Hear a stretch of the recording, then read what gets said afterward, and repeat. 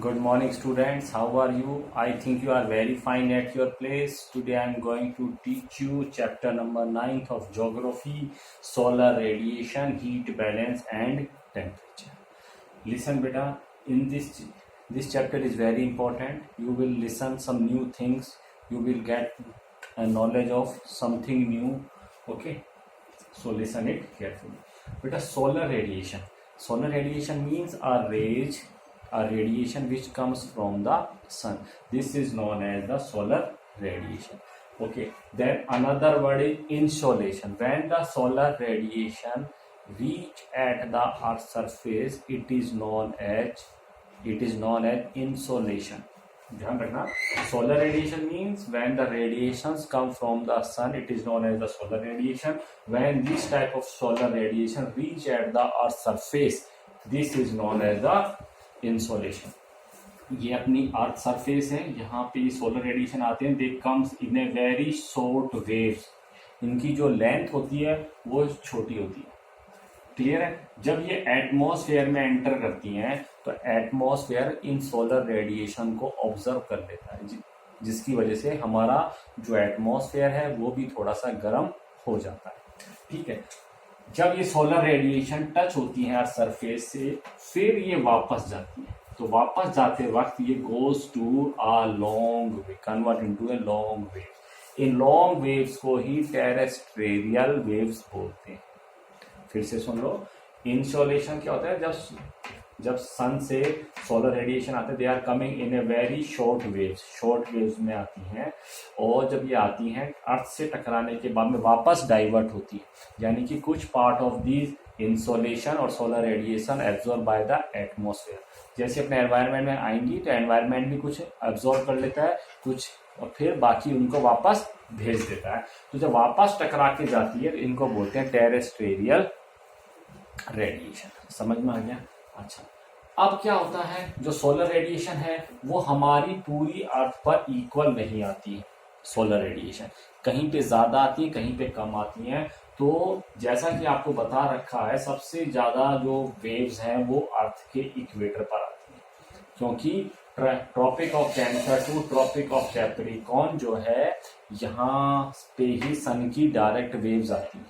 सन की direct waves इसी reason में आती है. ठीक है. लेकिन फिर भी मैं आपको बता रहा हूँ इक्वेटर के ऊपर सबसे कम आती है. क्यों आती है इक्वेटर के ऊपर सबसे कम? बेटा इक्वेटर पे सन की डायरेक्ट रेज आती है, जिसकी वजह से ज्यादा वाटर वेपर होता है. ज्यादा वाटर वेपर अब्जॉर्व होने की वजह से, एनवायरनमेंट में जाने की वजह से यहाँ पे क्लाउड्स ज्यादा बनते हैं. तो जब सोलर रेडिएशंस आती हैं तो क्लाउड से टकरा के ये वापस चली जाती है. जहाँ पे क्लाउड ज्यादा होंगे वहां पे सोलर इंसोलेशन जो है वो कम होगा, यानी कि वेरिएबिलिटी रहेगी. तो इंसोलेशन जो है वो Tropic of cancer to tropic of Capricorn, यहाँ पे डायरेक्ट सन रेज आती हैं, इक्वेटर पे कम रहेगी. और जैसे जैसे अपन इक्वेटर टू पोल्स जाएंगे, यहाँ पे जो सन की रेज है वो डायरेक्ट ना होके स्लैंटिंग होगी. डायरेक्ट का मतलब ये जैसे रेज आई इस जगह के ऊपर तो ये डायरेक्ट रेज कहलाएगी. स्लैंटिंग का मतलब यूं आए तो स्लैंटिंग रेज. डायरेक्ट रेज होगी तो वो पर्टिकुलर कम एरिया एक्वायर करती है, और स्लैंटिंग रेज होगी वो ज्यादा एरिया एक्वायर करेगी. ध्यान रखना इस चीज का. ये चीज समझ में आ गई? तो जो सन है, तो सन की जो रेडिएशंस है अर्थ के ऊपर जहाँ डायरेक्ट पड़ती हैं तो वो कम एरिया एक्वायर करेंगी, और जो स्लैंटिंग है वो ज्यादा एरिया एक्वायर करेगी. पहली बात. दूसरी चीज, जब डायरेक्ट रेज आएगी इनकी जो वेलोसिटी है, स्पीड जो है वो ज्यादा होगी, क्योंकि सपोज कीजिए ये अपने एनवायरनमेंट की थिकनेस है, और ये अपना अर्थ सरफेस है, ये यहाँ से यहाँ तक ये अपना एनवायरनमेंट था. ठीक है. इस एनवायरनमेंट ये अपना अर्थ है. तो अगर स्लैंट सीधी रेज आएगी तो ये एनवायरनमेंट में कम से कम रहेगी, और स्लैंटिंग जिसकी वजह से जो हीट है, डायरेक्ट रेज ज्यादा हीट देती है. जब स्लैंटिंग रेज आएगी तो एनवायरनमेंट में ज्यादा रहेगी. फिर समझ लो जैसे अपना एनवायरनमेंट ऐसा है, डायरेक्ट रेज कितनी आई, सिर्फ उसने इतना एरिया एक्वायर करा, और ओहो नहीं दिखाई दे रहा आपको. चलो हम जैसे सपोज कीजिए ये अपना एनवायरनमेंट है, इस एनवायरनमेंट में डायरेक्ट रेज आई तो देखो डायरेक्ट रेज ने सिर्फ इतना ही एरिया एक्वायर करा है. जबकि जो स्लैंटिंग रेज है जो वो आएगी तो वो यूं आएगी। अब देखो यहां से लेकर यहां तक का एरिया वो, तो स्लैंटिंग रेज जो है एनवायरनमेंट में ज़्यादा रहती है, जिसकी वजह से उसकी ज़्यादा हीट एब्जॉर्ब एनवायरनमेंट में हो जाती है, और जब हमारे अर्थ सरफेस पे आती है तो उसकी हीटनेस कम रहती है। दूसरा एग्जांपल आपने देखा होगा, सबसे ज़्यादा गर्मी नून के आसपास रहती है, दोपहर के आसपास रहती है। सुबह और शाम गर्मी कम होती है। सुबह और शाम गर्मी कम क्यों रहती है? क्योंकि सुबह और शाम जो अपना एरिया वहाँ पे स्लैंटिंग रेज गिरती है, तो स्लैंटिंग रेज में हीटनेस जो है वो कम होती है। ठीक है। अच्छा, और भी कई सारे फैक्टर हैं, जैसे आपको बता रहा हूँ, एक पॉइंट लिख लो, जो सन से जो सन से जो अर्थ पे जो रेडिएशन आती है, इससे अपन को 1.94 कैलोरी पर स्क्वायर सेंटीमीटर पर मिनट में मिलती है। 1.94 कैलोरीज पर स्क्वायर सेंटीमीटर पर मिनट, यानी एक मिनट में 1.94 स्क्वायर सेंटीमीटर अपन को एनर्जी मिलती है, जैसे अपन घर में सोलर कुकर वगैरह लगा के रखते हैं उसके अकॉर्डिंग। अच्छा, जो सन है, अब अर्थ जो है वो सन के चारों तरफ घूमती है, इस टाइप में घूमती है। देखो ये चीज समझा रहा हूं मैं आपको, इस टाइप घूमती है। और तुमको पता है अर्थ जो है अपनी झुकी हुई है, अर्थ जो है अपनी झुकी हुई है। तुमको नहीं समझ में आ रहा तो मैं आपको दूसरी जगह बना देता हूँ, एक मिनट, मैं यहाँ पे, चलो मैं यहाँ बना देता हूँ इस चीज को, ये समझना आपको। लाइट पड़ रही है बेटा, इस वजह से नहीं समझ में आ रहा। ये अपना रेवोल्यूशन करती है, ये सन है, सन के चारों तरफ अर्थ घूमती है। तुमको मालूम ही है अर्थ जो है थोड़ी सी अपने एक्सेस पे टिल्ट है, झुकी हुई है, 23.5 डिग्री अर्थ जो है झुकी हुई है। ये चीज समझ में आ गई। अब देखो मैं आपको अर्थ बना रहा हूँ, ये मैंने अर्थ बनाई, ये मैंने अर्थ बनाई और ये मैंने अर्थ बनाई, क्लियर है। तो ये अर्थ झुकी हुई है तो मैंने इसको इस तरीके से झुका दिया। ये चीज समझ में आ गई आपको। अब सुनो, अब सन देखो, ये अब ढंग से देखना, इस मैप को समझने की कोशिश करना। ये सन है, तो सन ये नॉर्थ पोल है, ये साउथ पोल है। अब जो सन के पास कौन सा हिस्सा पास में है, कौन सा अर्थ का सबसे हिस्सा पास में है? नॉर्थ पोल वाला हिस्सा पास में, साउथ पोल वाला दूर हो गया। जब अर्थ रोटेट करती हुई इधर आएगी तो यहाँ पे नॉर्थ पोल दूर चला गया, साउथ पोल पास आ गया। समझ में आ गया। यहाँ पे देखो नॉर्थ पोल दूर है, साउथ पोल पास है, यहाँ पे नॉर्थ पोल पास में आ गया, साउथ पोल अर्थ से दूर है। ठीक है। अब एक दूसरा वर्ड है एफिलियन। एफिलियन क्या है? जो सन के यानी कि जो सबसे फारटेस्ट पॉइंट है, सबसे दूर, ये वाला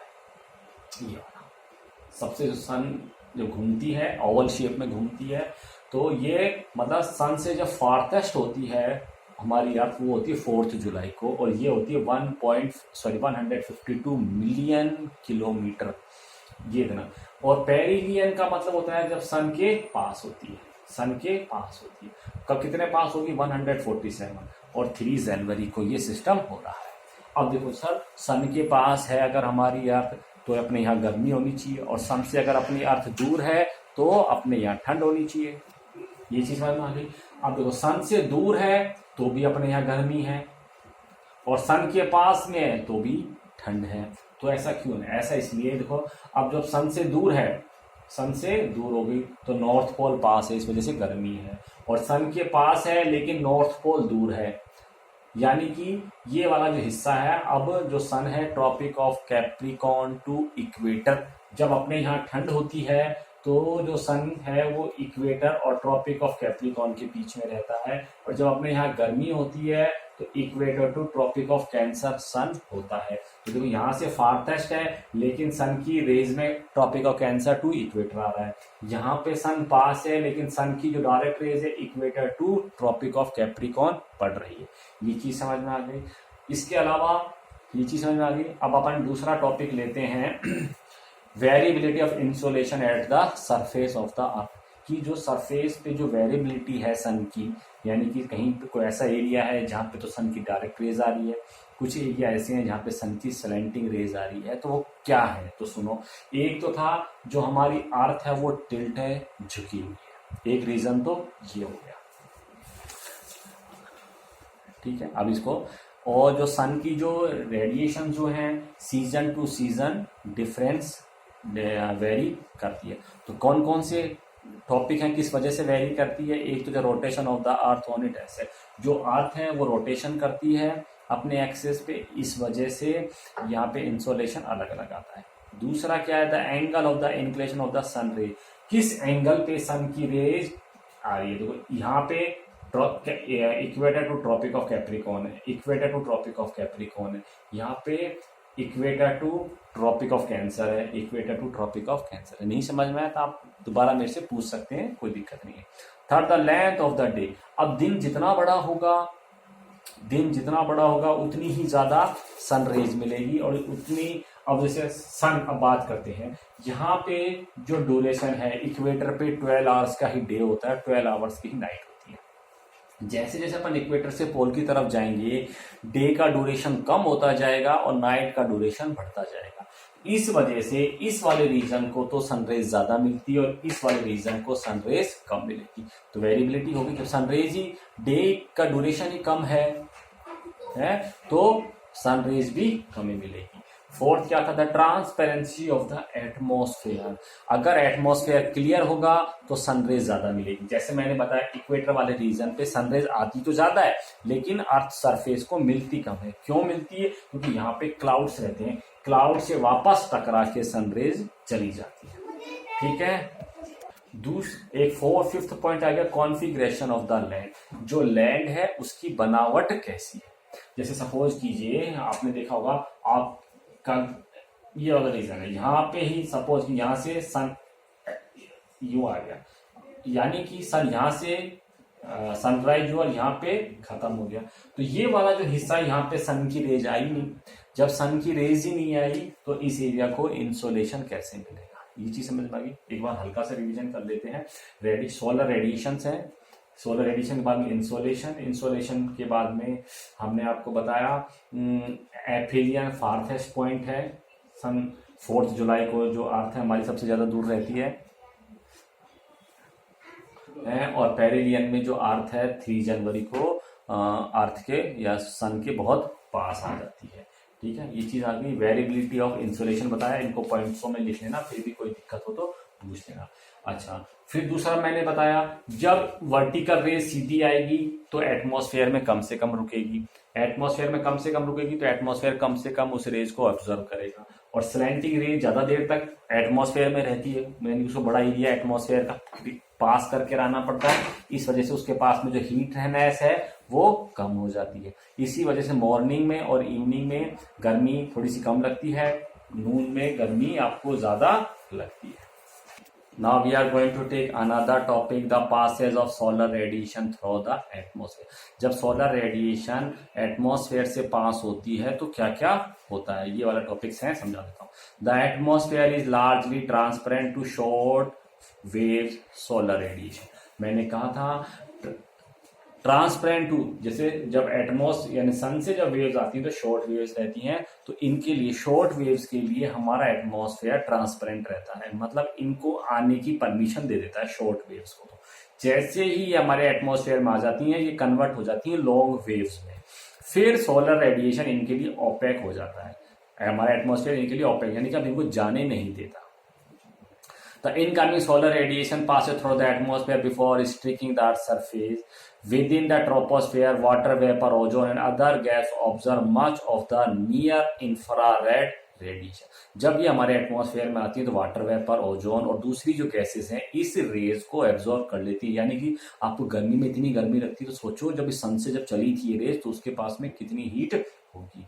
very small suspended particle in the troposphere scatter visible spectrum both to the space and toward the earth surface. यानी कि हमारे एटमॉस्फेयर में यानी स्पेस में छोटे छोटे कण तो यहाँ से सनरेज आई टकराने के बाद में वापस रिफ्लेक्ट हो जाती है, तो इनके टकराने की वजह से और सीधे आने की वजह से बहुत ही कम हमारे अर्थ सरफेस के ऊपर सनरेज आ पाती है।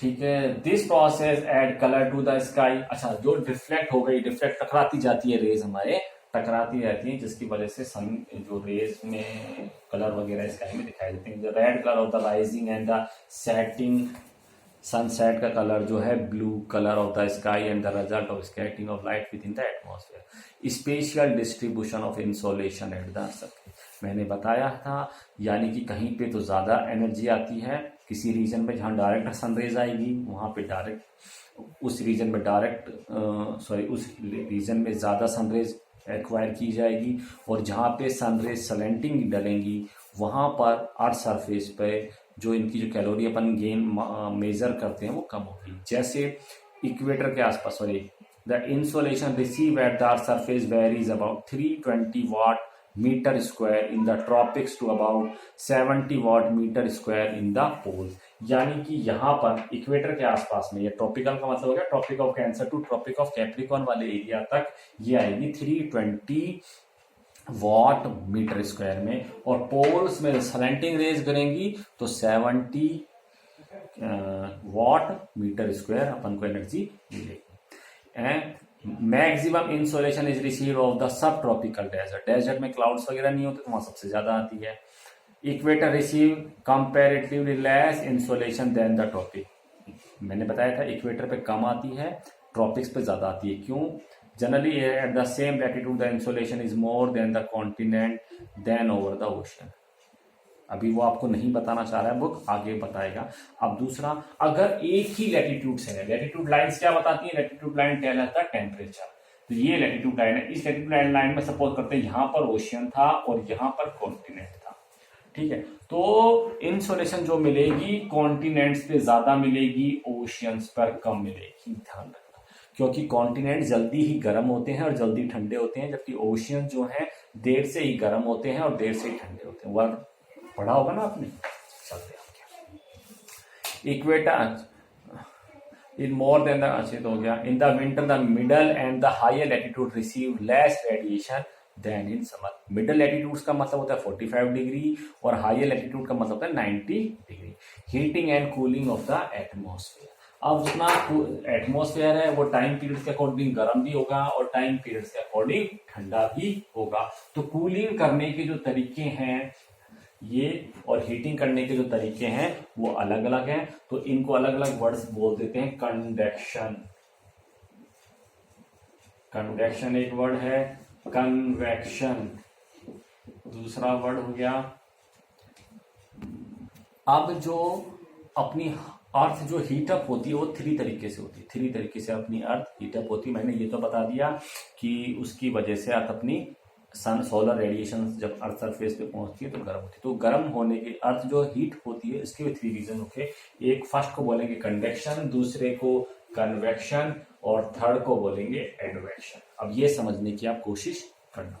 जैसे ही शॉर्ट वेव्स अर्थ के ऊपर आती हैं तो सबसे पहले अर्थ पे टकराएंगी, टकराने के बाद में इसको गर्म करेंगी और फिर लेयर टू लेयर ये हॉरिजेंटली इसको गर्म करते जाएंगे। समझाने के लिए, आप घर में अपने गैस होगी उस पर अपन तवा रखते हैं, तो पहले तवा गर्म होगा, फिर धीरे धीरे तवे के ऊपर हाथ लगाओ आप, गर्म तवा ठंडा है, गैस के ऊपर आपने तवा रखा और इसको हाथ लगाओ, गर्म नहीं है। लेकिन जैसे ही इसको लाइट किया जाएगा, गैस को ऑन करेंगे तो आपका जो तवा है वो गर्म हो जाएगा। तो जैसे ही आप तवा गर्म होने के बाद हाथ रखेंगे तो वो हिस्सा गर्म हो जाएगा, यानी कि हीटनेस धीरे धीरे धीरे धीरे ऊपर बढ़ेगी। ऊपर बढ़ रही है इस तरीके से, तो उसको कहेंगे हॉरिजेंटली हीटअप हो रही है। पहले एक सबसे नीचे वाली लेयर गर्म होगी, फिर और ऊपर वाली, फिर और ऊपर वाली, इसको कहते हैं कन्वेक्शन। क्लियर है? अब एडवेक्शन की, कन्वेक्शन में थोड़ा सा डाउट्स है, तुमको समझ में नहीं आएगा, इसलिए एडवेक्शन भी हॉरिजेंटली होता है, लेकिन इसको हीटअप होने के लिए थोड़ी सी एयर की जरूरत पड़ जाती है। इसमें क्या हुआ, जैसे रेज आई, ये हिस्सा गर्म हो गया, ये हिस्सा गर्म हो गया, अब इस हिस्से पर एयर चलेगी तो ये हीट को ये दूसरे वाले हिस्से पर भी लेके जाएगी। आपने देखा होगा आयरन की कोई रोड है, उसको अपन गर्म करते हैं तो यहां से गर्म करो तो यहां तक हीटनेस पहुंच जाएगी, पर देखा होगा ना, नहीं देखा तो करके देखना। तो यह जो यहां से हीट होकर वहां तक चली गई तो ये एयर की वजह से चलेगी। हालांकि जो रॉड जो थी लोहे की, आयरन की, यहां से वहां तक गई तो वो रीजन दूसरा है। मैं इसको समझाने के लिए बता रहा हूं कि यहां से हीटअप किया, वहां तक गई तो वो गई एयर की वजह से, तो इसको बोलेंगे एडवेक्शन। ठीक है। अच्छा, अब लेते हैं कन्वेक्शन। कन्वेक्शन में क्या होगा, ये रेज आएंगी, जब ये रेज आएंगी तो इनके से भी हीट निकलती है, इनसे भी हीट निकलती है, तो ये इस वाले रीजन को, वर्टिकल रीजन को गर्म कर देगी, वर्टिकल रीजन को गर्म कर देगी। जैसे आपने कभी वो देखा हो, गैस वेल्डिंग देखी हो, गैस वेल्डिंग किसी चीज को गर्म करके काटती है। सपोज कीजिए गैस वेल्डिंग की रेज है, क्या है, गैस वेल्डिंग की ये रेज है। जब गैस वेल्डिंग की रेज निकल रही है तो इधर कभी हाथ लगा के देखोगे तो ये वाला हिस्सा भी गर्म हो जाएगा, तो यानी कि ये वर्टिकल गर्म कर रहा है। तो हीटिंग जो है एटमॉस्फेयर को कंडक्शन, कन्वेक्शन और एडवेक्शन की वजह से किया जाता है। क्लियर है। मैं थोड़ा सा इसका रीडिंग लगा देता हूं, थोड़ा सा जल्दी आपकी समझ में आ जाएगा। The earth being heated by insolation, insolation की वजह से गर्म होती है, transmit the heat to the atmospheric layer near to the earth in long waves form, long waves में जाती है वापस। The air in contact with the land get heated slowly and the upper layer in contact with the lower layer also get heated. सबसे पहले surface गर्म होगा, फिर earth surface से ऊपर वाली लेयर, फिर ऊपर वाली लेयर ऐसे हीटअप होती जाए तो उसको कहते हैं कंडक्शन। ठीक है। Conduction take place when two bodies of the unequal temperature are in contact with one another. Two unequal temperature होने चाहिए। सबसे नीचे वाली लेयर जैसे ठंडी है तो ऊपर वाली सबसे नीचे वाली गर्म है और ऊपर वाली ठंडी है तो ही हीट ट्रांसफर होगी। दोनों गर्म में तो हीट ट्रांसफर नहीं होती है। ठीक है। There is a flow of energy from the warmer to cooler. Energy कैसे जाती है, वार्मर एरिया से कूलर एरिया की तरफ जाती है। घर में आप एसी चला दो, ठंडा हो गया कमरा, गेट खोल दो, बाहर की गर्म हवा अंदर आ जाएगी। ठीक है, वो तो वार्मर टू कूलर चलता है। और हीट वाली जो ठंडा वाली एयर थी वो बाहर निकल जाएगी। अगर बाहर भी ठंड है, आप एसी चलाओ ठंड में, चलेगा ही नहीं। क्यों, एसी भी ठंडा कर रहा है तो एसी काम ही नहीं कर, ट्रिप मार जाएगा। जितना टेम्परेचर बाहर है उससे तो मैं कैसे बनाऊं। The transfer of heat continue, और ये हीट ट्रांसफर ऑफ हीट का कब तक चलता है, जब तक कि दोनों का टेम्परेचर इक्वल नहीं हो जाता। ठीक है। अच्छा, कहाँ गए, the transfer heat continue until both the bodies attain the same temperature और द कॉन्टैक्ट इज ब्रोकन, या कॉन्टैक्ट टूट जाए तो conduction is important in heating the lower layer of the atmosphere. दूसरा चलते हैं, the air in contact with the earth rises vertical on heating in the form of current and further transmit the heat of the atmosphere. ये इस heat को यहाँ पे atmosphere में transfer करती रहेगी। The process of vertical heating of atmosphere is known as convection. आगे चलते हैं, the convection transfer of energy is confined only to the troposphere. ये अपनी एनर्जी को ट्रोपोस्फेयर से जहां से एंटर होता है वहां से वहां तक ही फैलाता है। The transfer of heat through horizontal movement of air is called advection. यहाँ पे कोई हीटअप हुआ और वो एयर के जरिए हॉरिजेंटल हो रहा है तो उसको एडवेक्शन कहेंगे। Horizontal movement of air is relatively more important than the vertical movement in middle latitudes. Most of the diurnal variation in day weather are caused by advection alone. ठीक है। अब ले लेते हैं टेरेस्ट्रियल रेडिएशन। टेरेस्ट्रियल रेडिएशन मैंने कहा था, जब अर्थ सरफेस पे आती हैं तो ये शॉर्ट वेव्स होती हैं और अर्थ से टकराने के बाद में these are convert into a long wave. और लॉन्ग वेव्स में कन्वर्ट होने के बाद में सारी की सारी जो लॉन्ग वेव्स अब टकराने के बाद वापस जाएगी।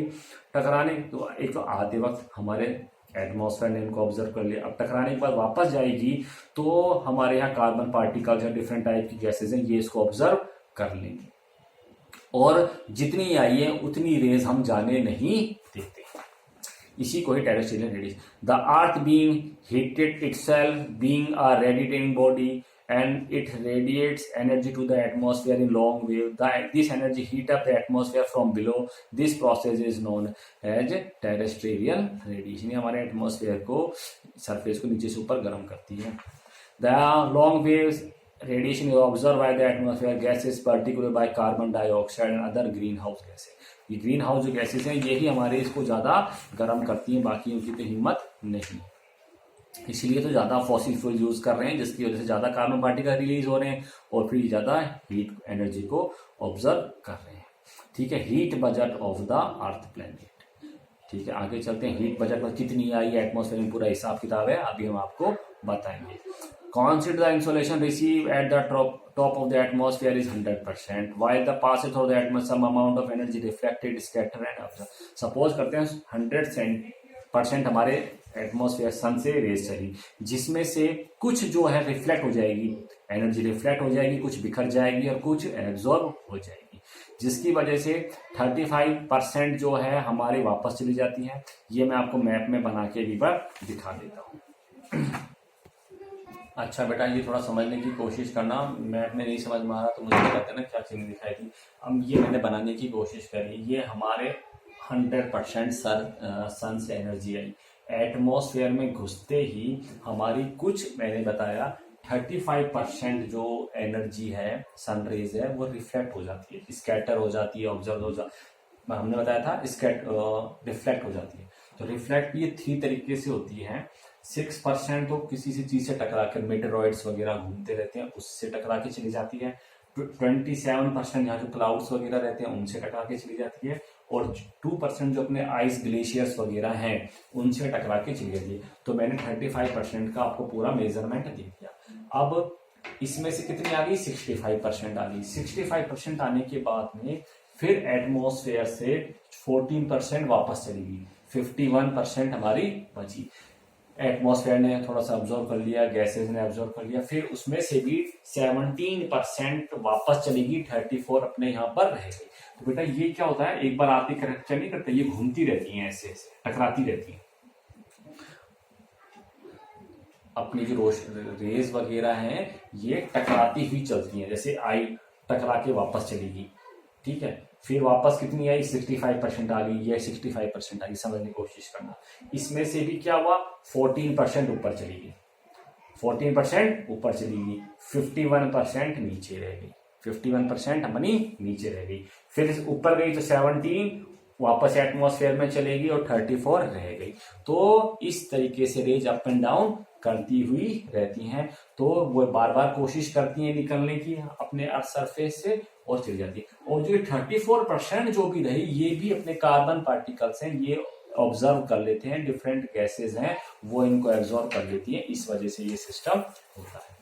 अच्छा, अंडरलाइन कर लेना, the reflect amount of radiation is called the albedo of the earth. इसको एल्बिडो ऑफ द अर्थ कहते हैं। कभी क्वेश्चन पूछा जाए what is the meaning of the albedo, तो आप बता दें, ठीक है। अब नेक्स्ट टॉपिक लेते हैं, variation in the net heat budget eight the earth surface. Net heat budget of the earth surface. बेटा मैंने बहुत कोशिश करी है ताकि मैं आपको सिंपलेस्ट वे में समझाऊं, इसको पॉज करके आप काम कर लेना। अब मैं आपको अर्थ बना रहा हूं, अब तक मैं अर्थ आपको ऐसे बनाता था, आज मैं आपको अर्थ इस टाइप से बना रहा हूं। इस टाइप से समझने की आप इसको कोशिश करना। ये जो आपका मैप है इसको मैं समझाने की कोशिश कर रहा हूं, है। तो इस मैप को मैं पहले आपको ऐसे समझाऊंगा, फिर आपके मैप के अकॉर्डिंग समझाऊंगा। तो ये क्या है, अपना इक्वेटर 0 डिग्री है, फिर ये 10 डिग्री है, ऊपर भी 10 नीचे भी 10, इस तरीके से ये 40 डिग्री, ये 40। तो 40 डिग्री तक क्या होता है, वैसे तो 23 डिग्री तक ही आपका Tropic of cancer to tropic of Capricorn रहता है, और इसी रीजन में सबसे ज्यादा सनलाइट, सन डायरेक्ट रेज गिरती है। तो जहां पे सबसे ज्यादा डायरेक्ट रेज गिरेगी तो यहाँ पे जो हीट बजट होगा, हीट होगी वो सबसे ज्यादा होगी, सरप्लस में होगी। फिर क्या हुआ, इस ट्रॉपिक कैंसर और ट्रॉपिक ऑफ कैप्रिकॉर्न के बाद वाले जो रीजन रहेंगे, यहाँ पे स्लैंटिंग रेज पड़ेंगी, जिसकी वजह से यहाँ पे हीट जो है डिफेक्ट होगी, कम होगी। समझ गए? बस इतनी सी बात है, फिर से समझ लो। सबसे ज्यादा इक्वेटर के आसपास, या Tropic of cancer to tropic of Capricorn, या इसको ट्रॉपिकल रीजन कहते हैं, यहाँ पर पड़ेगी सबसे ज्यादा ठंड, सबसे ज्यादा गर्मी। और फिर जैसे जैसे अपन पोल्स की तरफ जाएंगे ये कम होती चली जाएगी।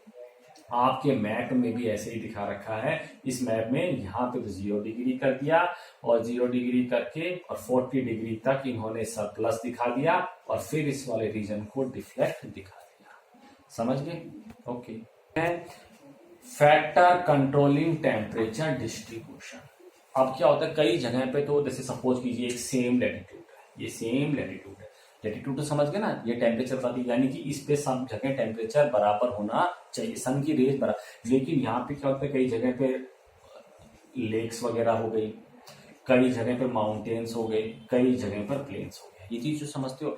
अब यहाँ पे सब जगह बराबर रेज आ रही है, सन रेज, लेकिन फिर भी अगर माउंटेन रीजन है तो यहाँ ठंडक रहेगी, यहाँ वाटर है तो मॉडरेट टेम्परेचर रहेगा, और यहाँ पर ही अगर प्लेन है तो यहाँ पर गर्मी ज्यादा रहेगी। समझ गए? तो ऐसे कुछ फैक्टर्स होते हैं जिसकी वजह से टेम्परेचर कहीं ज्यादा होता है और कहीं कम होता है। तो सबसे पहले आ गया लैटिट्यूड। लैटिट्यूड मैंने पहले आपको बताया था, इक्वेटर से अपन पोल्स की तरफ जाएंगे तो टेम्परेचर डिक्रीज होता चला जाएगा, यानी कि सबसे ज्यादा टेम्परेचर लोअर लैटिट्यूड पे होता है, और फिर पोल्स पे जाएंगे तो टेम्परेचर घटता जाएगा। ठीक है। फिर दूसरा था अल्टीट्यूड। अल्टीट्यूड जैसे मैंने बताया, आप जैसे अपने शहरों में लोग बड़ी बड़ी मंजिल, बड़े बड़े वो होती हैं, मल्टी स्टोरेज बिल्डिंग होती हैं। यहाँ पे सपोज कीजिए ये मल्टीनेशनल बिल्डिंग, एक तो घर यहाँ है और एक घर यहाँ है, तो यहाँ पे ज्यादा गर्मी रहेगी, यहाँ पे थोड़ी सी ठंडक रहेगी, यहाँ हवा कम चलेगी, यहाँ हवा हमेशा ही चलती रहेगी। यानी कि टेम्परेचर को इफेक्ट करने वाले फैक्टर था, एक तो लैटिट्यूड मैंने बता दिया, और दूसरा है अल्टीट्यूड। अल्टीट्यूड मतलब हाइट, जितना हम हाइट पे जाएंगे टेम्परेचर उतना ही कम होता चला जाएगा। अपने हिल स्टेशन जो हैं जितने भी हैं वो सारे पहाड़ों पर है, पहाड़ सरफेस से काफी ऊंचाई पर रहते हैं। ठीक है। दूसरा है डिस्टेंस फ्रॉम द सी, जितना अपन सी से दूर जाएंगे, जैसे अपना इंडिया है, समझ रहा है, इंडिया के दोनों तरफ सी है, तो मुंबई, कर्नाटक यानी कि कोस्टल रीजन जो है यहाँ पे ना तो ज्यादा ठंड पड़ती है ना ही ज्यादा गर्मी पड़ती है। जैसे जैसे अपन सी से दूर जाएंगे ठंड ज्यादा पड़ेगी और गर्मी भी ज्यादा पड़ेगी। ठीक है। Air masses and ocean current, यह भी आपको समझाती है, ये समझ में आ गया। अब क्या होता है एयर मासेज, हवा का गुच्छा। अब क्या होता है आपको पता होगा, जैसे हमने बताया, अगर ये दो सरफेस हैं, एक तो है ये ओशियन है ये वाला, या सी ले लेते हैं, वाटर ले लेते हैं, वाटर है, कुछ भी रिवर वगैरह कुछ भी हो सकता है, सी ओशियन वगैरह, और ये लैंड है। लैंड जो है जल्दी गर्म होगी जल्दी ठंडी होगी, वाटर जो है देर से गर्म होगा और देर से ही ठंडा होगा, ध्यान रखना इस चीज का। ठीक है। अब क्या होगा, दिन के समय कौन जल्दी गर्म होगा, मुंबई में लैंड जल्दी गर्म होगी, और देर से गर्म कौन होगा, वाटर। तो और हवा कैसे चलती है, hot to high, sorry high, ठंडी हवा चलती है गर्म हवा की तरफ, ध्यान रखना। कूल वेव चलती है वार्म वेव्स की तरफ, ये ध्यान रखना।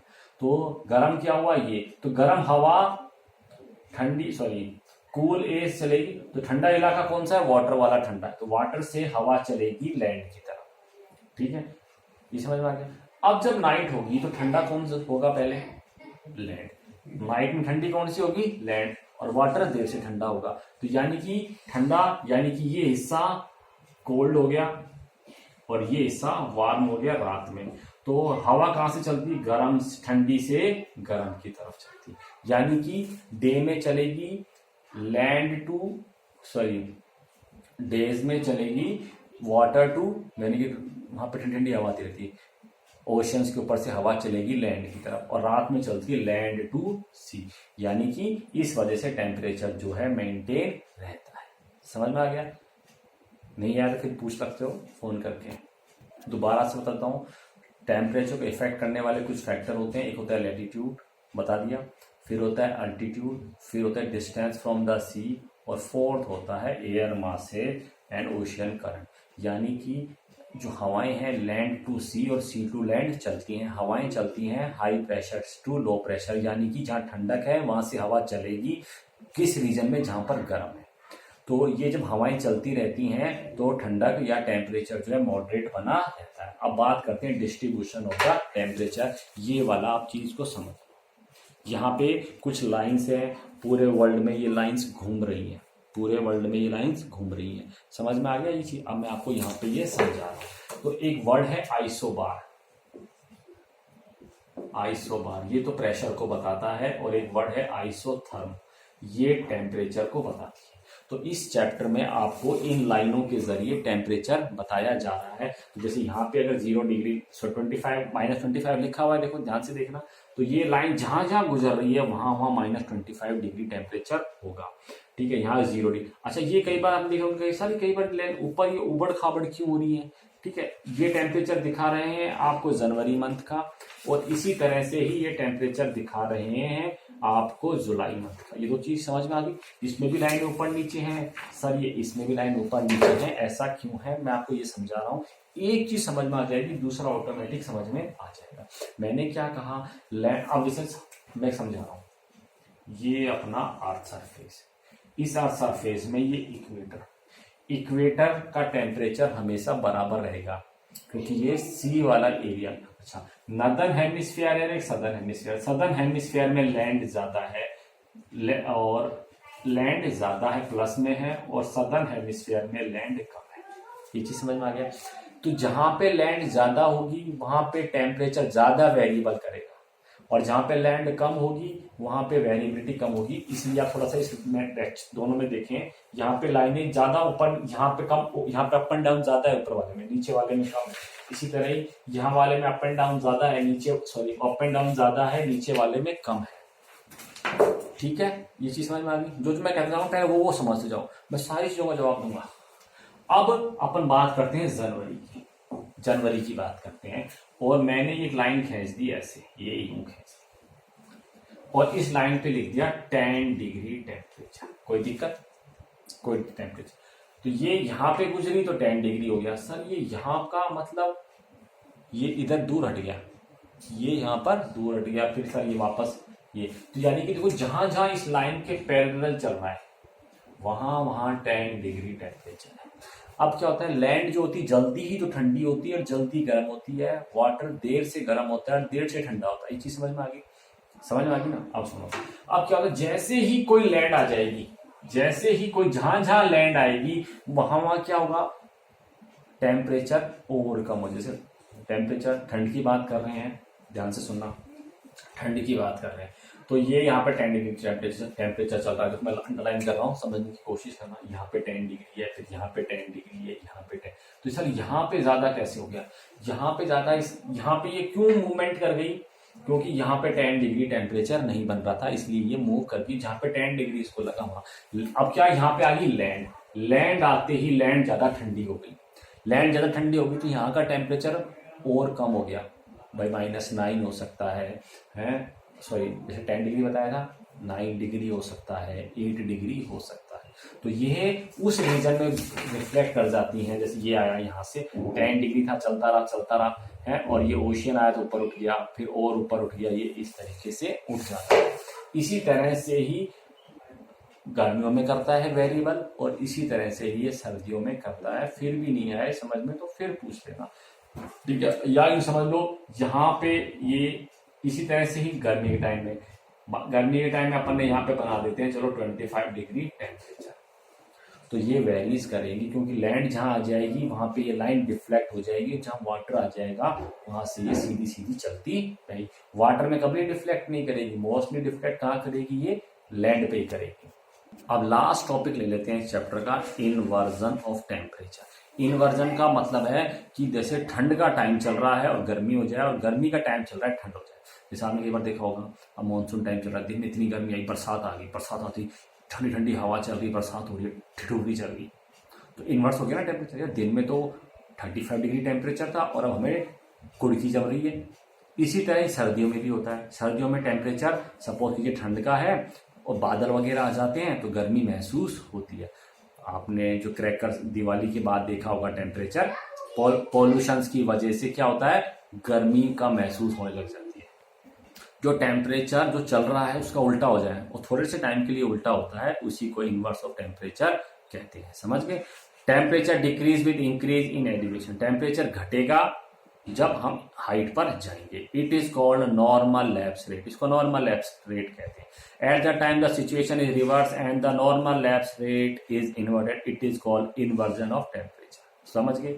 आगे, inversion is usually of short duration but quite common, ये शॉर्ट टाइम के लिए होगा, परमानेंट के लिए नहीं होगा। A long winter night with clear sky and still air is ideal situation for the inversion. The heat of the day is radiated off during the night and by morning. ठीक है। Smoke, नीचे आ जाओ, surface inversion promotes stability in the lower layer of the atmosphere. Smoke and dust particle get collected beneath the inversion layer and spread horizontally. धुआं वगैरह आ जाता है, dust particle आ जाते हैं, तो वो नीचे आ जाएंगे। नीचे आने की वजह से एक लेयर बन जाती है, एक एनवायरनमेंट पर एक लेयर सी बन जाती है हमारी अर्थ सरफेस के ऊपर। अब ये यहाँ का जो टेम्परेचर और यहाँ के टेम्परेचर में रात दिन का अंतर होगा। To fill the lower state of the atmosphere, dense fog in morning are common occurrence, especially during winter season. This inversion commonly lasts for few hours until the sun come and bring to warm the earth. और ये कब तक हुआ होगा? जब तक कि सन की रेज नहीं आती। सन की रेज आते ही ये सिस्टम वापस से चेंज हो जाएगा। The inversion take place in hill and mountain due to the air drainage. Cold air at the hills and mountain produced during night flow under the influence of gravity, being heat and dense. अब hilly areas में भी होता है, जैसे ये hills हो गए, तो इनमें क्या होगा, यहाँ पे हवा, ठंडी हवा होगी वो नीचे आ जाएगी और गर्म हवा ऊपर सी रहेगी। During night flow under the influence of gravity, being heavy and dense, the cold air act almost like water and move down the slope to fill up deeply in pocket. This is called air drainage. एक दूसरा word है Planck law, इसको सुन लो। That hotter a body, the more energy it will radiate and shorter the wavelength of the radiation. यानी कि कोई चीज जितनी गर्म होगी उतनी ही ज्यादा वो रेडिएशन निकालेगी। बस इतना सही समझ लो, और जिसकी वजह से वेव लेंथ उसकी बढ़ेगी। Specific heat is the energy needed to the raise the temperature of 1 gram of substance by 1 Celsius. Energy जो है किसी भी टेम्परेचर को चेंज करने के। एक दूसरा वर्ड आ गया स्पेसिफिक हीट। स्पेसिफिक हीट क्या करती है? किसी भी टेम्परेचर को 1 डिग्री अप एंड डाउन करने के लिए हमें कितना ग्राम सब्सटेंस चाहिए, उसी को ही स्पेसिफिक हीट बोलते हैं। समझ में आ गया होगा? ठीक है बेटा, कोई भी डाउट्स हो आप कॉल करके पूछ सकते हैं। मैं फिर से समझाने की कोशिश करूंगा, बार बार करूंगा। Okay bye, see you soon.